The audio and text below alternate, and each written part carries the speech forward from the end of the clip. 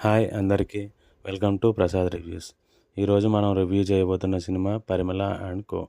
ఈ సినిమా ఎలా ఉంది, చూడొచ్చా లేక స్కిప్ చేయొచ్చా, పూర్తి రివ్యూలో తెలుసుకుందాం.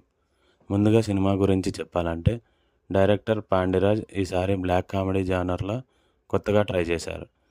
కొన్ని సీన్స్లో ఆ కామెడీ బాగా నవ్విస్తుంది, కానీ ఇంకొన్ని చోట్ల మాత్రం కామెడీని బలవంతంగా తీసుకొచ్చినట్లు అనిపిస్తుంది. అందుకే సినిమా మొత్తం ఒకేలా కనెక్ట్ అవ్వదు. ఇక కథ విషయానికి వస్తే, ఒక మిడిల్ క్లాస్ ఫ్యామిలీ భార్య భర్త ఇద్దరు కూతుర్లు. చిన్న కూతుర్ని ఒక రౌడీ ప్రేమ పేరుతో వేధిస్తూ ఉంటాడు. దీంతో ఆ కుటుంబం అతన్ని చంపేయాలని అనుకుంటుంది. కానీ మరుసటి రోజు చూస్తే ఆ రౌడీ నిజంగానే చనిపోయి ఉంటాడు. అసలు చంపింది ఆ కుటుంబమేనా లేక ఇంకెవరైనా ఉన్నారా అని ఈ మిస్టరీని బ్లాక్ కామెడీ స్టైల్లో చూపించే ప్రయత్నమే పరిమళ అండ్ కో. సినిమా మొదటి భాగం ఆసక్తికరంగా మొదలవుతుంది, కానీ తర్వాత కథ కొంచెం నెమ్మదిగా సాగుతుంది.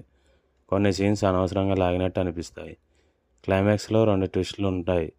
ఒక ట్విస్ట్ని ఈజీగా ఊహించవచ్చు, రెండో ట్విస్ట్ మాత్రం ఓకే అనిపిస్తుంది.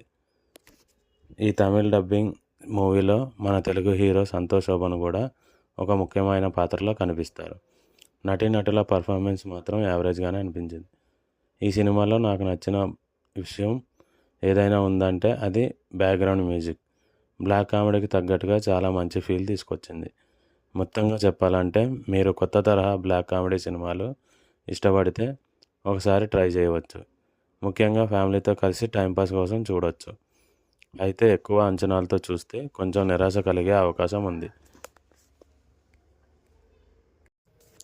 నా ఫైనల్ రేటింగ్ 2.5/5. ఈ రివ్యూ మీకు నచ్చితే వీడియోకి ఒక లైక్ చేయండి.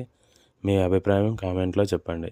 ఇంకా ఇలాంటి మూవీ రివ్యూల కోసం ప్రసాద్ రివ్యూస్ ఛానల్ను తప్పకుండా సబ్స్క్రైబ్ చేసుకోండి. Thanks for watching. See you in the next review. Bye bye.